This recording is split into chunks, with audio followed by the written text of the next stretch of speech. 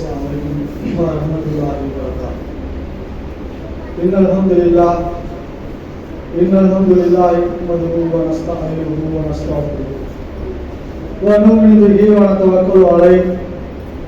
أعوذ بالله من شرور أنفسنا ومن سيئات أعمالنا. من يهده الله فلا مضل له ومن يضلل فلا هادي له. أشهد أن لا إله إلا الله وحده لا شريك له وأشهد أن محمدا عبده ورسوله أما بعد. قال النبي صلى الله عليه وسلم إن أصدق الحديث كتاب الله وأحسن الحديث حديث محمد صلى الله عليه وسلم شر الأمور محدثاتها كل محدثة بدعة كل بدعة ضلالة كل ضلالة في النار. உங்களை ஒரே ஒரு ஆத்மாவிலிருந்து படைத்த உங்கள் இறைவனை அஞ்சிக் கொள்ளுங்கள் என்ற ஏக இறைவனின் எச்சரிக்கையும், அல்லாஹ்வை அஞ்ச வேண்டிய விதத்தில் அஞ்சுங்கள், நீங்கள் முஸ்லிமாக தவிர மரணித்து விடாதீர்கள் என்ற எல்லாம் வல்ல அல்லாஹ்வின் அறிவுரையையும் உங்களுக்கும் எனக்கும் நினைவுபடுத்தியவனாக இந்த ஜும்மா உரையை ஆரம்பம் செய்வோம். கண்ணியத்துக்குரிய எல்லாம் வல்ல அல்லாஹ்வின் நல்லடியார்களே, இஸ்லாமிய கொள்கை விளக்கம் என்கின்ற தலைப்பினூடாக தொடராக பல செய்திகளை நாம் பார்த்து வருகிறோம். நாம் முஸ்லிம் என்று சொல்லிக் கொள்கிற நாம் அனைவரும் மிக ஆழமாகவும் அழுத்தமாகவும் அறிந்து கொள்ள வேண்டிய புரிந்து கொள்ள வேண்டிய ஒரு முக்கியமான செய்தி என்பதால் இதை தொடராக உங்கள் மத்தியிலே பேச வேண்டும் என்று நான் ஆசைப்பட்டு பேசிக் கொண்டிருக்கிறேன். கடந்த வாரம் நாம் இதுவரை பார்த்தது ஈமான், ஒரு முஸ்லிம் எதையெல்லாம் நம்ப வேண்டும், இஸ்லாம் என்றால் என்ன, நடைமுறைப்படுத்துகிற செயல் இஸ்லாம் என்பதெல்லாம் பார்த்தோம். ஈமானில் 6 வகையான நம்பிக்கைகள் இருக்கிறது. அதில் முதன்மையான நம்பிக்கை அல்லாஹ்வை நம்புவதுதான் முதன்மையான நம்பிக்கை என்பதை நாம் சென்ற வாரம் பார்த்தோம். அது அல்லாஹ்வை நாம் எப்படி நம்ப வேண்டும், எப்படி தவறான புரிதல் இந்த மக்கள் மத்தியிலே இருக்கிறது, அதுக்கெல்லாம் ஒரு உதாரணம் சொல்லி காட்டுறது. போன வாரம் அந்த உதாரணத்தை நான் சொன்னேன். படித்தவர்கள் உலமாக்கள் கூட இறைவனை மக்கள் மத்தியிலே அறிமுகப்படுத்துகிற போது அவன் ஏதும் அறியாத ஒரு நிலையில் இருந்தார். இறைவன் என்பவன் இந்த அகிலத்தை எல்லாம் படைத்த பிரம்மாண்டமான இந்த பிரபஞ்சத்தை படைத்த இறைவன் ஏதும் அறியாத ஒரு நிலையில் இருந்தான். அவன் தன்னை பற்றி அறிந்து கொள்வது கூட வேறொருவருடைய உதவி தேவைப்பட்டது என்று மக்கள் மத்தியிலே இறைவனை பற்றி புரிய வைக்கிறார்கள், சொல்கிறார்கள் என்று நான் சொன்னேன். அப்படி ஏதும் அறியாத ஒரு நிலையில் இருக்கிற இறைவனுக்கு இந்த உலகத்தை கண்காணிப்பதோ, இந்த உலகத்தில் வாழ்ந்து கொண்டிருக்கிற மக்களை கண்காணிப்பதோ சிரமம் என்பதால் அவுலியாக்களை உருவாக்கி அந்த அவுலியாக்கள் யாரெல்லாம் சிபாரிசு செய்கிறார்களோ அவர்களுக்கு இறைவன் சொர்க்கத்தை கொடுப்பார் என்பது போல இன்றைக்கு தர்காக்களை, ஏகப்பட்ட தர்காக்களை உருவாக்கி அங்கே சென்று மக்கள் அவரிடத்திலே சிபாரிசு கேட்பதும், அவரிடத்திலே பிரார்த்தனை செய்வதும், இறந்து போன ஒருவரிடத்திலே சிபாரிசு கேட்பதும், துவா செய்வதுமாக மக்கள் மறுபடியும் மீண்டும் இந்த இணையவைப்பில் இருந்து ஏகத்துவத்திற்கு வந்த மக்கள் மீண்டும் இணையவைப்பின்பால் சென்று கொண்டிருப்பதை பார்க்கிறோம். அதற்கு காரணம் என்ன? இறைவனை பற்றிய, அல்லாஹ்வை பற்றிய புரிதல், அவனை பற்றிய நம்பிக்கை சரியான முறையில் மக்கள் மத்தியிலே சென்றடையாத விளைவு இப்படியான தவறான புரிதல் ஏற்பட்டிருக்கிறது என்பதற்காக உங்களுக்கு நான் இந்த தலைப்பினூடாக பல செய்திகளை சொல்ல வேண்டும் என்று ஆசைப்படுகிறேன். இப்பொழுது நாம் இறைவனை சிந்தித்து புரிந்து அறிந்து நாம் பின்பற்றவில்லை. அல்லாஹ்வை நம்ம நம்புறோம். எந்த வகையில நம்ம நம்புறோம்? இறைவனுக்கு மகத்தான ஆற்றல் இருக்கிறது, இதையெல்லாம் படைத்திருக்கிறார் என்று சொல்லி நாம் நம்புகிறோமா? இல்லது நம் தாய் தந்தை, நம் முன்னோர்கள், நம் முப்பாட்டனார்கள் அவர்கள் முஸ்லீமாக இருந்தார்கள், அவர்கள் அல்லாஹ்வை நம்ப வேண்டும் என்று சொன்னார்கள், அதனால் நாம் நம்பிக் கொண்டிருக்கிறோமா? சரி, சிந்தித்து பாருங்கள். அல்லாஹ்வை நாம் புரிந்து சிந்தித்து ஆய்வு செய்து நாம் நம்புகிறோமா? அல்லது என்னுடைய தாய் தந்தையும் முஸ்லீம், அல்லாஹ்வை வணங்கிக் கொண்டிருந்தார்கள், அதனால் நானும் வணங்குகிறேன், என் தாத்தாவும் பாட்டியும் முஸ்லீம், அதனால் நான் அல்லாஹ்வை நம்புகிறேன், முஸ்லீமாக இருக்கிறேன் என்ற சிந்தனை என்ற வகையில் நமது சிந்தனை ஓடிக்கொண்டிருக்கிறதா? நமது வாழ்க்கை, நமது பரம்பரைகள் ஓடிக்கொண்டிருக்கிறதா? அல்லது இறைவன் என்பவன் ஒருவன் இருக்கிறான், அவன் இப்படிப்பட்ட மனத்தால் ஆற்றல் படைத்தவன் என்கின்ற சிந்தனை எல்லாம் சிந்தித்து ஆய்வு செய்து நாம் இதை ஏற்றிருக்கிறோம். பல கடவுளை நம்பக்கூடிய மக்கள் உலகத்தில் இருக்கிறார்கள். எப்படி பல கடவுளை அவர்கள் நம்புகிறார்கள்? அவர்கள் உப்பாட்டினார்கள், அவர்கள் பெற்றோர்கள் பல கடவுள் இருக்கிறது என்ற கொள்கையில் அவர்கள் இருந்தார்கள். அதனால் அவர்களும் பல கடவுளின் நம்பிக்கையில் இருக்கிறார்கள். மற்ற கடவுளை கொள்கை உள்ளவர்கள் என்ன சொல்றாங்க? கடவுள் என்பவன் இருக்கிறான், கடவுள் மட்டும் இப்படிதான் இருக்கிறான் என்று சொன்னால் அதை எதிர்கேள்வி கேட்க முடியாது. ஒரு கடவுளுக்கு எப்படிப்பா, நமக்கு ஒரு விரல் கூட இருந்தா கூட அசிங்கமா இருக்கு. நமக்கு 10 விரல் இருக்க வேண்டிய இடத்துல 11 விரல் இருந்துச்சு சொன்னா அது நமக்கு பிடிக்கல, அசிங்கமா இருக்குது. ஆனால் கடவுள் என்பவன் இந்த உலகத்தை எல்லாம் படைத்து பரிபாலிக்கக்கூடியவன், நமக்கெல்லாம் உணவளிக்கக்கூடியவன், நம்மை கண்காணிக்கக்கூடியவன், அவனுக்கு 5 கை 6 கை 8 கை என்று இருந்தால் அது அழகென்று அவதான் கடவுளுக்கு ஆதாரமாக நம்புகிற மக்கள் நம்புகிறார்கள். ஒரு தலை இருந்தா 10 தலை இருந்தா 12 தலை இருந்தா அது அசிங்கம் என்று நினைக்காமல் அது கடவுளுக்கு பல தலைகள் இருந்தால் அது சிறந்தது என்று நினைக்கிறார்களே. இப்படி அவர்களுக்கு முன்னோர்கள் சொன்னதனால் அப்படியே நம்புறான், அவ்வளவுதான். அதை கேள்வியாக கேட்கக்கூடாது. கேள்வி கேட்டா என்ன சொல்லிடுவான்? அது தெய்வ குற்றமாயிரும், கேள்வி கேட்கக்கூடாது கடவுளை பற்றி அப்படி சொல்லிடுவோம். ஆனால் இஸ்லாம் என்ன சொல்கிறது? இறைவன் திருமலை குர்ஆனில் சொல்லி காட்டுகிறார், நீங்கள் சிந்தித்துதான் நம்ப வேண்டும்.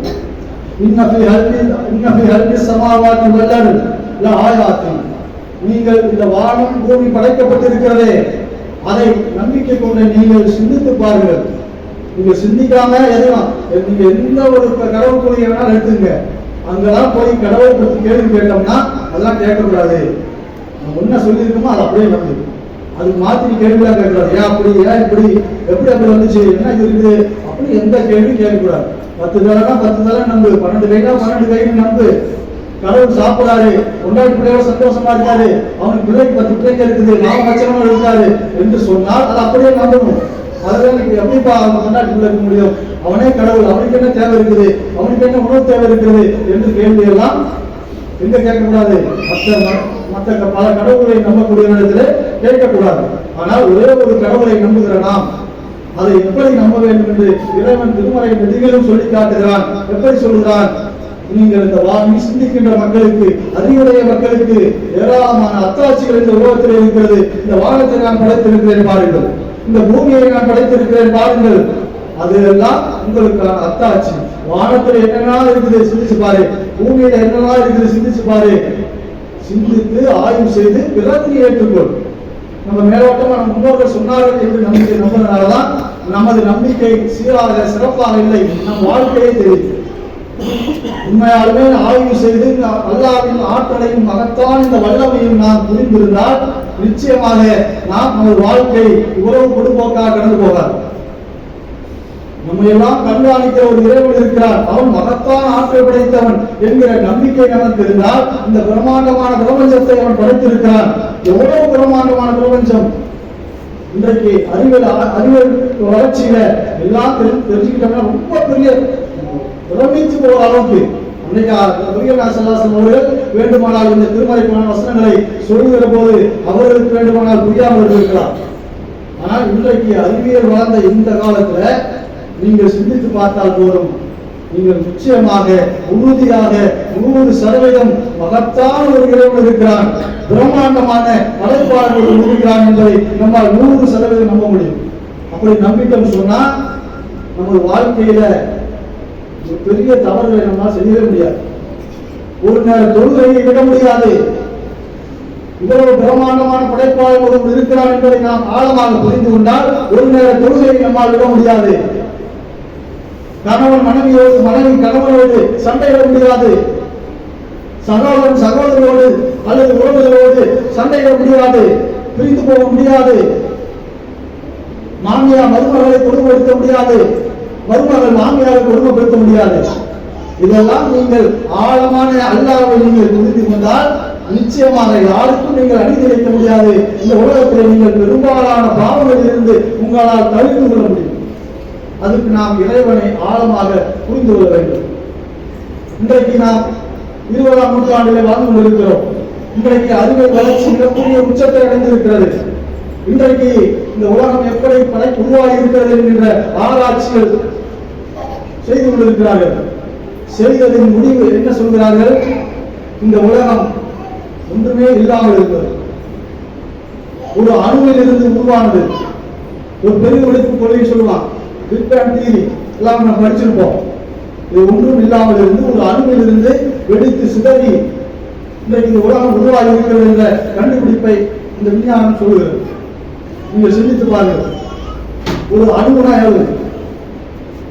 ஒரு அணுகுனா மூலம் என்ன தெரிஞ்சுக்கணும்?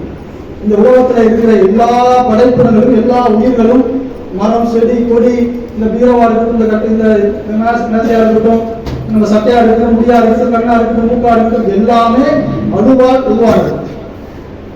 புரியாத உங்களுக்கு இந்த பிள்ளைங்க கோர்த்து விளையாடுவாங்கல்ல, இந்த பால் அது பேர் நான் மேக்னெட் பால், இது மாதிரி ஒரு பால் வச்சுருக்கேன். இது மாதிரி காந்தத்தில் உருவான பால் இருக்கும். அதை நம்ம என்ன செய்வோம்? கோர்த்து விளையாடுவோம். ஒரு மனுஷன் மாதிரி உருவாக்கலாம், ஒரு நாய் மாதிரி உருவாக்கலாம், ஒரு பூனை மாதிரி உருவாக்கலாம், அந்த பொம்மையை உருவாக்கலாம். இப்போ ஒரு அணுகுனா எப்படி? இந்த மனித உடல் எடுத்துக்குவோம். இந்த மனித உடல் மொத்தமான அணுவால் உருவானது. இந்த ஒரு இன்ச்சு விரல் இருக்குன்னு வச்சுங்க, இந்த ஒரு இன்ச்சு விரல்ல கோடிக்கணக்கான அணுக்கள் இருக்கு. இந்த ஒரு இன்ச்சு விரல்ல கோடிக்கணக்கான அணுக்கள் இருக்கிறது. அப்ப எவ்வளவு சின்னதா இருக்கும் பாருங்க. அப்ப நம்ம மொத்த உடலும் எத்தனை கோடி அணுக்களால் உருவானது. ஒரு மனிதனுடைய உடல் எத்தனை கோடி அணுக்களால் உருவானது நம்மளால கற்பனை பண்ண முடியாது.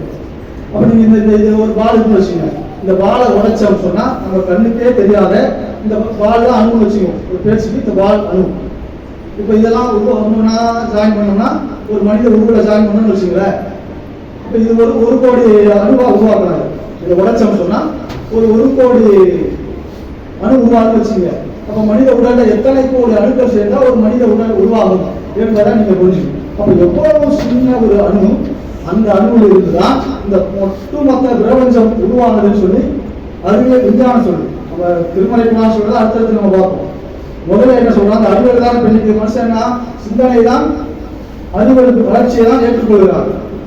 அறிவியல் வளர்ச்சியில எது கண்டுபிடிக்கப்படுகிறதோ அதுதான் உண்மை ஏற்றுக்கிறான். அதனால நம்ம இன்னைக்கு அறிவியல் வளர்ச்சி மட்டும் பேசுவோம். அறிவியல் என்ன சொல்லுது? ஒரு அணுவில் இருந்துதான் ஒட்டுமொத்த பிரபஞ்சமும் உருவானது. உருவாகி என்ன இருக்கு? இன்னைக்கு வரலும் இந்த பிரபஞ்சம் விரிவடைந்தே கொண்டே இருக்கு. ஒரு பலூன் வச்சு ஊதுறோம்னு சொன்னா பெருசாகிட்டே போகுதுல, அது மாதிரி பெருசாகிட்டே போகுது பிரபஞ்சம். ஒரு நாளைக்கு கோடிக்கணக்கான மைல் கிலோமீட்டர் விரிவடைஞ்சுக்கிட்டே போகுது. ஒரு நாளைக்கு கோடிக்கணக்கான கிலோமீட்டர் விரிவடைஞ்சுக்கிட்டே போகுது, பெருசாகிட்டே போகுது. நம்ம வாழக்கூடிய இந்த பூமி பெருசாகிட்டே போகுது. அப்ப இதெல்லாம் எதுல இருந்து உருவாச்சு? இந்த அணுல இருந்து சூரியன், நட்சத்திரம், சந்திரன், இன்னும் நிறைய கேலக்சிகள் இருக்கு. இப்ப நம்ம ஒரு கேலக்சி, ஒரு சூரிய குடும்பம், நம்ம ஒரு சூரிய குடும்பத்துல இதுல பூமி, சந்திரன், செவ்வாய், வியாழன் இப்படி இருக்கிற கோள்கள் இருக்குல்ல, இந்த கோள்கள் எல்லாம் சேர்ந்தது ஒரு கேலக்சி. இதே மாதிரி ஏராளமான கேலக்சிகள் இருக்கு. இப்போ இருக்கிறதுல பூமி தான் சின்னது. இந்த பூமி மாதிரி சந்திரன் வந்து இது மாதிரி பல மடங்கு பெருசு, வியாழன் அதை விட பல மடங்கு பெருசு. அதுக்கு என்னென்ன கோள்கள் இருக்குல்ல, பூமி மாதிரி பல ஆயிரம் மடங்கு பல கோடி மடங்கு பெரிய கோள்கள்லாம் நட்சத்திரங்களா இருக்கு. புரியுதா உங்களுக்கு? கொஞ்சம் கவனமா கேட்கணும். ஒரே ஒரு சின்ன அணுவில் இருந்து, கண்ணுக்கே தெரியாத ஒரு சின்ன அணுவில் இருந்து வெடித்து சிதறி எவ்வளவு பெரிய பிரம்மாண்டமா உருவாயிருக்கு சொன்னா, நாம் வாழ்கிற இந்த கேலக்சியில பல கோள்கள் இருக்கு. பூமி இருக்குது, சூரியன் இருக்குது, நட்சத்திரங்கள் இருக்குது, சந்திரன், வியாழன், என்னென்ன கோள்கள்லாம் இருக்கு. இந்த கோள்கள் எல்லாம் ஒரு கேலக்சி. இதுவே நம்ம பூமியே எவ்வளவு பெருசு, உங்க கற்பனைகள் வருமா? இந்த பூமி மாதிரி பல மடங்கு பெரிய கோள்கள்லாம் இருக்கு. பல மடங்குனா பல ஆயிரம் மடங்கு பெரிய கோள்கள்லாம் இருக்கு இந்த ஒரு கேலக்சியில மட்டும். அப்ப இன்னும் பல கேலக்சிகள் இருக்குன்னு சொல்றோம். பல சூரிய குடும்பங்கள் இருக்குது. அப்ப இவ்வளவு பிரமான ஒரு நாளைக்கு கோடிக்கணக்கான கிலோமீட்டர் இது விரிவடைஞ்சுக்கிட்டே போகுதுன்னு சொன்னா இது எதிலிருந்து உருவானது என்று அவன் ஆய்வு செய்யறான். இப்போ எந்த ஒரு பொருளும், வளரக்கூடிய ஒரு பொருளும் முதல்ல என்ன இருக்கு? ஒரு மனுஷன் இருக்கான், பிறந்த குழந்தை, குழந்தையாக இருக்க போறது கொஞ்சம் கொஞ்சமா வளரும். ஒரு 10 வயசுல ஒரு கொஞ்சம் பெருசா இருக்கும், 20 வயசுல இன்னும் கொஞ்சம் பெருசா இருக்கும், ஒரு 40 வயசுல இன்னும் கொஞ்சம் பெருசா இருக்கும். அப்ப கொஞ்சம் கொஞ்சம் வளர்ந்துட்டே போகுதுல. அப்படியே கிரகசில வந்து என்ன ஆகும்? குழந்தையாக பிறப்பதற்கு முன்பா எங்க இருந்துச்சு? உண்மை இல்லை, உண்மை இல்லாமல் இருந்துதான் உருவாயிருக்கு. ஒரு வாழம் இருக்குது, ஒரு சின்னதா ஒரு வாழம் வைக்கிறோம். ஒரு நாள் வச்சா கொஞ்சம் பெருசாகும், 2 நாள் கொஞ்சம் பெருசாகும், 3 நாள் கொஞ்சம் பெருசாகும். இப்படி வளர்ந்துட்டே போகுதுல. இப்போ வளர்ந்து கொண்டு போறதெல்லாம் ரிவர்ஸ் அப்படியே போனோம்னா எங்க இருக்கும்? ஏதோ ஒரு இடத்துல ஒரு சின்ன புள்ளியில போய் முடியுமா இல்லையா? அப்போ என்ன சொல்லலாம்? இப்ப இந்த உலகம் பிரபஞ்சம் விரிஞ்சுக்கிட்டே போகுதுல்ல, இந்த விரிஞ்சுக்கிட்டு போன பிரபஞ்சத்தை ரிவர்ஸ் அப்படியே கொண்டு வரும். ரிவர்ஸ்ல கொண்டு வந்தோம்னா 1400 கோடி ஆண்டுகளுக்கு முன்னால் இதை அப்படியே ரிவர்ஸ்ல கொண்டு வந்தோம் சொன்னா ஒரு அணுகுல வந்து முடியும் என்று இன்னைக்கு விஞ்ஞானம் சொல்லுது. எப்படி 1400 கோடி ஆண்டுகள் அப்படியே ரிவர்ஸில் கொண்டே வந்தோம்னு சொன்னா ஒரு சின்ன அணுகுல போய் முடியும் என்று சொல்கிறார். இதை என்ன செய்யலாம்னா இவ்வளவு வந்துச்சா, ஒரு சின்ன அணுகுல இருந்து எப்படி இவ்வளவு பிரமாண்டமா வந்துச்சு, இது எப்படி சாத்தியம்? இப்போ ஒரு கிலோ அரிசி மாவுக்கு வச்சுங்க, 1 கிலோ அரிசி மாவை அப்படியே உருட்டி கசஞ்சி விட்டுறோம், உருட்டி ஒரு உருண்டை ஆகிட்டோன்னு வச்சுக்கோங்க. உருண்டை ஆகிட்டு உடைக்கணும்னு வச்சுங்க, இந்த ஒரு பள்ளிவாசல் ஃபுல்லாக செலவு. அப்படி 1 கிலோ அரிசி மாவு அதை அப்படியே உருட்டி இங்கே உடைக்கிறோம், உடச்சி இந்த பள்ளிவாசல் ஃபுல்லாக செலவிடுச்சு. மறுபடியும் எல்லாம் ஒன்றா கூட்டி எடுக்கிறோம், எல்லாம் ஒன்று ஒன்றா கூட்டி எடுத்துன்னு வச்சுங்க, எவ்வளோ இருக்கும்? 1 கிலோ தான் இருக்கும். 1 கிலோ உடைச்சா 1 கிலோ தான் இருக்கும். 1 கோடி கிலோ இருந்துச்சு அப்படின்னு சொன்னா இது தானா நடக்குமா? 1 கிலோ மாவு உடைச்சோம்னு சொன்னா 1 கிலோ தான் வரும். 1 கோடி கிலோ வந்துருச்சு அப்படின்னு சொன்னா என்ன நடக்கும்? எப்படி நடக்கும்? தானா நடக்குமா? அது தானா நடக்காது. அப்ப இது எப்ப அவனுக்கு ஆச்சரியமா இருக்குது, விஞ்ஞானிக்கு இது ஆச்சரியமா இருக்குது. ஒரே ஒரு சின்ன அணுவில் இருந்து இவ்வளவு பிரம்மாண்டமான பிரபஞ்சம் வந்துருச்சு. அதுல ஒரு சூரியன் ஒரு பக்கம், நட்சத்திரம் ஒரு பக்கம், சந்திரன் ஒரு பக்கம், வியாழன் ஒரு பக்கம், 2 ஏராளமான கோள்களும் நட்சத்திரங்களும் ஒன்னொன்னா உருவாயிருக்கு. அதெல்லாம் எவ்வளவு உருவாச்சு? ஒரு சின்ன அணுவில் இருந்து உருவாயிருக்கு. இவ்வளவு பிரம்மாண்டமாக வந்திருக்குது. இதுல இருந்துதான் வந்திருக்கு, ஒரு சின்ன அணுவில் இருந்து தான் வந்திருக்கிறது. ஆனால் இது சாத்தியமே இல்லை அப்படி சொல்றோம். இது தானாக உருவாவதற்கு விஞ்ஞானமே ஒத்துக்கிறான், ஆனா கடவுளை ஒத்துக்க மாட்டான். அது என்ன சொல்றான்? அது ஒரு எப்படி இதெல்லாம் ஒண்ணாச்சு, எப்படி சேர்ந்துச்சு, அது ஒரு கடவுளின் தொழில். ஒரு கடவுளின் அணு வந்துச்சு, உடஞ்சிச்சு, அது எல்லாம் சேர்த்துட்டு போயிருச்சு அப்படின்னு சொல்றாங்க. இதனால் கடவுள் இருக்கிறான்னு நம்ம ஒத்துக்கிறது இல்லை அப்படிங்கிறத பார்க்கணும். இவ்வளவு பிரம்மாண்டமா உருவாயிருக்குல்ல, இதை மறுபடியும் ரிவர்ஸ்ல கொண்டு வந்து ஒண்ணாக்க முடியுமா அப்படின்னு ஆசைப்படுறான். ஒரு அணுவை ஒரு சின்ன அணுவுல இருந்து இவ்வளவு பிரம்மாண்டமா வந்துருச்சு. இப்ப வாழை மரத்தை அப்படியே ரிவர்ஸ் கொண்டு போய் பார்த்தா ஒரு சின்ன இதுல கொண்டு வந்துடலாம். ஒரு மனுஷன் அப்படியே ரிவர்ஸ் கொண்டு போனா ஒரு குழந்தை கருவுல கொண்டு போய் வச்சலாம்னு வச்சுக்கோங்க. இப்ப இந்த ஒட்டுமொத்த பிரபஞ்சத்தையும் அப்படியே ரிவர்ஸ் கொண்டு வந்தா அந்த அணுவை இறக்க முடியுமா அப்படின்னு பார்த்தா, இப்போ 1 கிலோ மாவை உடச்சு ஒரு சாக்குல அப்படியே செலவு விடணும்னு வச்சுங்க. ஒரு தேங்காய் மூட்டை அப்படியே செலவு விட்டு மறுபடியும் எடுத்து அந்த மூட்டைகளை போட்டு கட்டிடலாம்ல. ரூம் ஃபுல்லா செலவிச்சு ஒரு தேங்காய் மூட்டை, அதை மறுபடியும் எடுத்து கட்டுறோம். அந்த சாக்குல கட்டிக்கலாம் தானே? இல்ல அதுக்கு ஒரு 50 சாக்கு வேணும், மறுபடியும் செலவு எடுத்து கட்டுறதுக்கு ஒரு 50 சாக்கு வேணும்னா அறிவு எடுத்துக்காது. ஆனால் அப்படித்தான் இந்த பிரபஞ்சம் உருவாகிருக்கு. ஒரு அணு இருக்கு, ஒரு கண்ணுக்கே தெரியாத இந்த அணு நம்ம ஒவ்வொரு உடலில் கோடிக்கணக்கான அணுக்கள் மூலமா தான் இந்த ஒரு மனித உடல் உருவாயிருக்கு. ஒரு அணுகுல என்னென்ன இருக்குது அப்படின்னு ஆயிடுச்சு. ஒரு அணு மிகப்பெரிய ஆச்சரியம். இதெல்லாம் நீங்க ஸ்கூல்ல படிக்கும்போது படிச்சிருக்கீங்க. ஒரு அணுகுல என்னென்ன இருக்குது படிச்சு சயின்ஸ் படிச்சு தெரியுமா? சயின்ஸ் படிச்சிருக்கீங்களா? ஒரு அணுக்குள்ளார புரோட்டான், நியூட்ரான், எலக்ட்ரான் எல்லாம் இருக்கு. ஒரு அணுக்குள்ளார ஒரு அணுவே கண்ணுக்கு தெரியாது. அதை நம்ம டெலாஸ்கோப் வச்சு பார்த்தாதான் தெரியும் இல்லையா? அந்த சின்ன அணுவுல கண்ணுக்கே தெரியாத அந்த அணுக்குள்ளார என்னென்ன இருக்குது அப்படின்னு சொன்னா எலக்ட்ரான் இருக்குது, புரோட்டான் இருக்குது, நியூட்ரான் இருக்குது, எலக்ட்ரான் இருக்கு. ஒரு மைய கருவு இப்ப இருக்குல்ல, இதுல ஒரு புள்ளி வைக்கிறோம், ஒரு புள்ளி. இந்த புள்ளி தான் மைய கருவு. இதை சுத்தி புரோட்டான் இருக்கு, அதை சுத்தி நியூட்ரான் இருக்கு, அதை சுத்தி எலக்ட்ரான் இருக்கு. புரியுதா நான் சொல்றது? ஒரு மைய புள்ளி, அதை சுத்தி ஒரு புரோட்டான், அதுக்கு சுத்தி ஒரு நியூட்ரான், அதுக்கு அடுத்து எலக்ட்ரான். இப்ப இது ஒரு இந்த மைய புள்ளிக்கும் அந்த எலக்ட்ரானுக்கும் இடையில எவ்வளவு பேஸ் இருக்குன்னு சொன்னா காலி இடம். இந்த ஃபேன் சுத்துதுல, இந்த ஃபேன் சுத்தினா அப்படியே ரவுண்டா தெரியுது, நமக்கு ரவுண்டா தெரியுது. ஆனா ஆஃப் பண்ணா என்ன தெரியும்? இடையில கேப் தெரியும். சுத்தம் போது ஒரு ரவுண்டு தான் தெரியுது. அதே மாதிரி ஒரு கண்ணுக்கு தெரியாத அந்த அணுக்குள்ளார ஒரு புரோட்டான் சுத்துது, ஒரு நியூட்ரான் சுத்துது, ஒரு எலக்ட்ரான் சுத்துது. இப்ப அந்த நடு மைய புள்ளி அந்த சக்தி வெளியே விடாமல் இருப்பதற்காக அதை சுத்தி எலக்ட்ரான் சுத்துது. நீ புரியுதா உங்களுக்கு?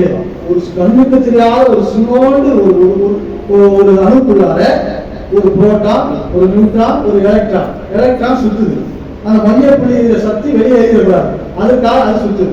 இப்படி கோடிக்கணக்கான அணுக்களை கொண்டுதான் நம்ம உணவு. இப்ப இது என்ன பண்றோம்? இந்த அணுவை இந்த மைய புள்ளியிலிருந்து எலக்ட்ரானுக்கு இடையில அந்த மைய இருக்கக்கூடிய அளவுக்கு 1 கோடி கேப் இருக்கு. புரியுது கஷ்டமாக இருக்குது.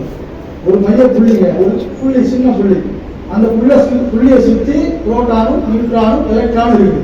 அந்த புள்ளியிலிருந்து எலக்ட்ரானுக்கு இடையில எவ்வளவு கேப் இருக்குன்னு சொன்னா அந்த புள்ளி அளவுக்கு 1 கோடி அளவுக்கு அந்த காலி இடம் இருக்கு.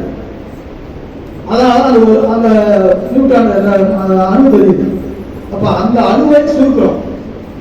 அந்த அணுவை சுருக்கிட்டோம்னு சொன்னா எவ்வளவு நம்ம மனுஷனா எவ்வளவு சொல்றோம்னா ஒரு கடு அளவு ஒரு அணுக்குள்ள இருக்கக்கூடிய காலி இடங்களை எல்லாம் சுருக்கிட்டோம்னு சொன்னா சுருக்க முடியாது.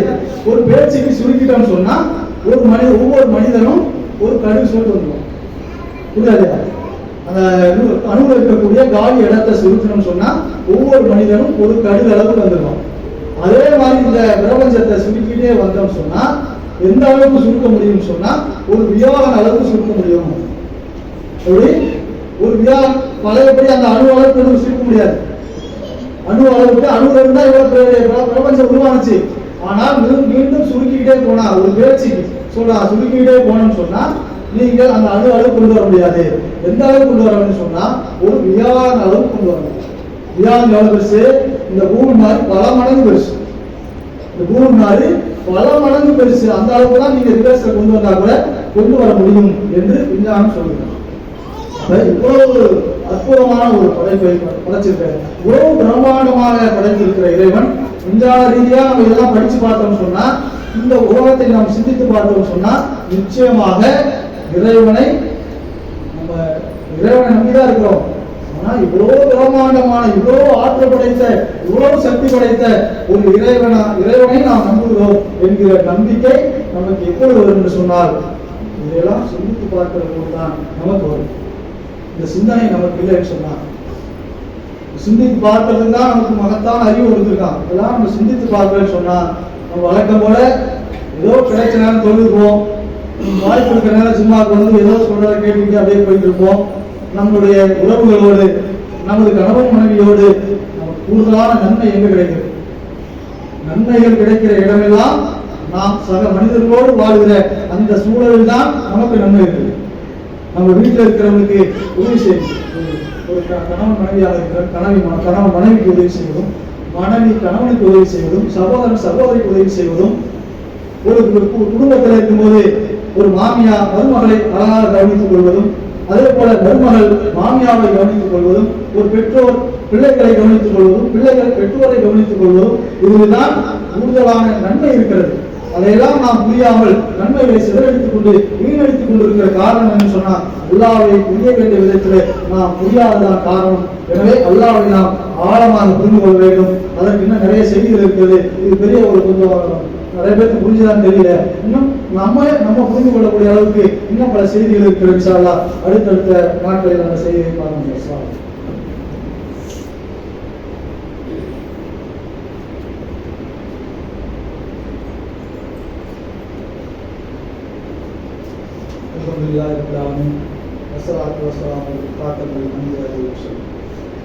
கண்ணியத்துக்குரிய எல்லாம் வல்ல அல்லாஹ் நல்லடியார்களே, எல்லாம் வல்ல ரப்பல் ஆலமீன் இந்த உலகத்தில் கோடான கோடி படைப்புகளை படைத்திருக்கிறார். அதில் சிறந்த படைப்பாக, உன்னதமான படைப்பாக இந்த மனித சமூகத்தை தான் சொல்கிறார். இறைவன் திருமறை குர்ஆனில் சொல்கிற போது ஒரு அமானிதத்தை நான் இந்த மலைக்கு கொடுத்து பார்த்தேன், அதை ஏற்றுக்கொள்வதற்கு அது 5 நடிகையது. சொல்லலாம், ஒரு அமானிதத்தை மலைக்கு கொடுத்து பார்த்தேன், அதை ஏற்றுக்கொள்வதற்கு 5 நடிகையது. இன்னும் பல என்னுடைய படைப்புகளுக்கெல்லாம் கொடுத்து பார்த்தேன், அதெல்லாம் அதை மறுத்துவிட்டது. ஆனால் மனிதன் மட்டும் அதை சுமந்து கொண்டான் என்று திருமறை குர்ஆனில் சொல்கிறார். மனிதன் சுமந்து கொண்ட அந்த அமானிதம் என்ன என்று நாம் ஆழமாக சிந்திக்கிறோம். இறைவன் என்பவன் ஒரு தாய் தன்னுடைய பிள்ளை ஒரு சின்ன காயம் ஏற்பட்டு விட்டால், தன்னுடைய குழந்தைக்கு ஒரு சின்ன காயம் ஏற்பட்டுச்சுன்னா கூட துடித்து போகிறார். தனது 3 மாத குழந்தை, 3 வயது குழந்தைக்கு ஒரு சின்ன காயம் ஏற்பட்டு விட்டால் பெற்றெடுத்த தாய் துடித்து போகிறார். ஆனால் எல்லாம் வல்ல ரப்பல் ஆலமீன் 70 தாய்க்கு சமமான, 70 தாய்க்கு மேலான அன்பை இந்த மனித சமூகத்தின் மீது வைத்திருக்கிறார்.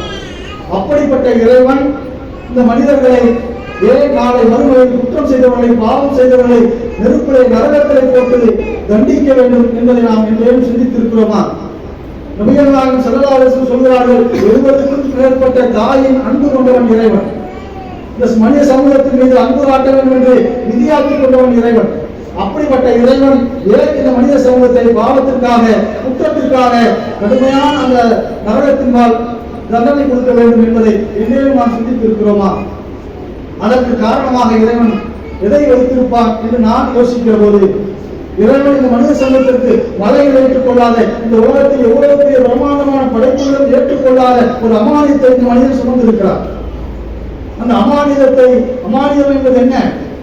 ஒப்படைக்கப்பட்ட ஒரு பொருளை அதை திருத்த அதே கொடுக்கப்பட்டதின் நோக்கத்தோடு ஒப்படைப்பதுதான் அமானிதம்.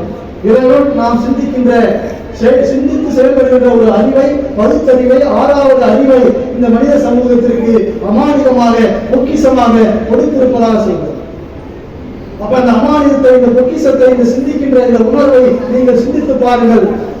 நிச்சயமாக மகத்தான படைப்பாளர் இறைவன். அவனுடைய கட்டளைகளை நாம் ஒரு நாளும் புறக்கணித்து வாழ முடியாது. அவனின் கட்டுப்பாடை ஒரு நாளும் நம்மால் மீறிவிட முடியாது. அப்படி உங்களுக்கு கொடுக்கப்பட்ட அமானியத்தை சரியான முறையில் நீங்கள் பேணாமல், நீங்கள் வழிதவறி பாவத்தை செய்துவிட்டு, குற்றத்தை செய்துவிட்டு நீங்கள் நாளை மறுமையில் இறைவன் முன்னால் நின்னால் அவனால் உங்களை நரகத்தில் செல்லாமல் வேறு என்ன செய்ய முடியும் என்பதை நாம் சொல்லியிருக்கிறார். இவ்வளவு பெரிய அமானியத்தை எந்த படைப்பினங்களும், பிரம்மாண்டமான படைப்பினங்களும் ஏற்றுக்கொள்ளாத ஒரு அமானியத்தை உனக்கு கொடுத்தேனே, அந்த சிந்தனைகளால் நீ இந்த இறைவனை உன்னால் உணர முடியாதா? இது குற்றம் என்று உனக்கு தெரியாதா? அழித்தவனுக்கு அநீதி இழைப்பது பாவம் என்று உனக்கு தெரியாதா என்று கேட்டால் அதற்கு நாம் என்ன பதில் அளித்திருக்கிறோம்? அப்படி நீங்கள் இந்த அமானிதத்தை சரியான முறையில் பயன்படுத்தாமல் நீங்கள் குற்றத்தில் ஈடுபட்டால், பாவத்தில் ஈடுபட்டால் நிச்சயமாக இறைவன் நமக்கு நரக தண்டனை, நரகத்தை கொடுப்பதில் எந்த குற்றமும் இல்லை என்பதை நாளை மறுமையில் நாம் உணர்ந்து கொள்ள முடியும். எனவே நாம் இறைவனுக்கு கொடுத்திருக்கிற இந்த அமானிதத்தை, சிந்தனையை சரியான முறையில் பயன்படுத்தி இறைவனை உணருங்கள். அதனால் இறை கட்டளை சரியான முறையில் நிறைவேற்றுங்கள். பாவத்தில் இருந்து நம்மை பாதுகாத்துக் கொள்வதற்கும், நன்மையின்பால் நம்மை ஈடுபடுத்திக் கொள்வதற்கும் இந்த பகுத்தறிவுக்கும் இந்த சிந்தனை நமக்கு உதவும் என்பதை ஆழமாக புரிந்து கொள்ளக்கூடிய நன்மக்களாக இறைவன் உங்களை ஆக்கி அருள் கொண்ட பிரார்த்தனையோடு என்னுடைய